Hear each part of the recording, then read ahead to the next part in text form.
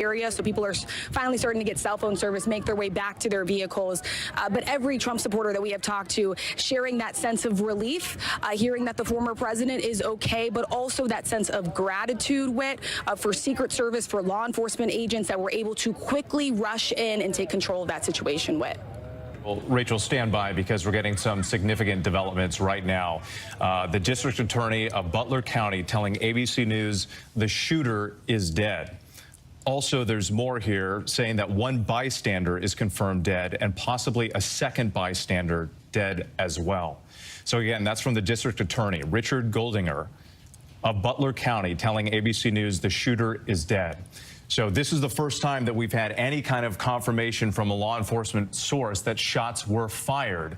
And now learning that there are potentially, again, according to the DA, some fatalities associated with this incident at the Trump rally in Pennsylvania. Let's go back to our Chief Justice correspondent, Pierre Thomas. Pierre, you've been talking to your law enforcement sources. This is a major event.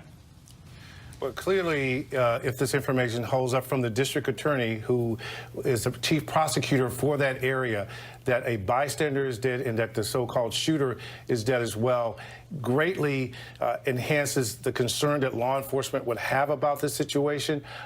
We've been with the Secret Service in recent days, with working with them, looking at their security plan for both conventions, the RNC and the DNC convention. And I can tell you, one of the things that they wanted to put forth in the conversations with me is that they believe that the threat environment was quite dangerous and that all their training was geared toward dealing with events like this. They showed us the training of how they would move the president in the event of an attack. They showed what would happen if the president were fired on or if his motorcade were fired upon. They have drones that will be doing surveillance. So this has not been something in theory that they've been worried about. This has been an actual concern.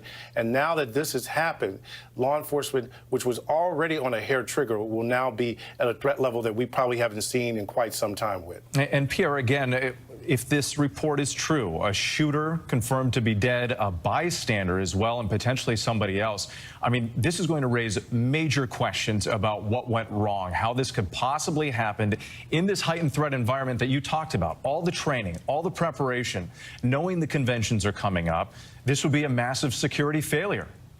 Well, the question will be, what kind of security did they have for people in the crowd? You know, did they have magnetometers? You know, those kind of questions will need to be resolved and answered. And again, we don't yet know all the details of how this unfolded. You know, there are just so many scenarios where you could have law enforcement responding to the popping sound. So again, the Secret Service right now, their mode is protect, protect, protect. That was their primary concern, was to get the president out of harm's way, get him removed. Briefing us, getting information to us is so secondary. But trust me, the Justice Department, FBI, all these different agencies are trying to get information so they can assess the threat environment and look at security across the board, because this is not going to be viewed just as an isolated incident. This potentially impacts everything going forward with. And you see how quickly, again, our viewers looking at this video of the moment as it occurred, you see how quickly it happened. And initially, the reaction from the crowd, and one of the first things you see the former president do is reach for his right ear, then goes to the ground. And then you see this human shield of Secret Service agents jumping on top of him before they escorted him out. And at this, the immediate aftermath here, people are confused in the crowd, looking around, not clear what's going on.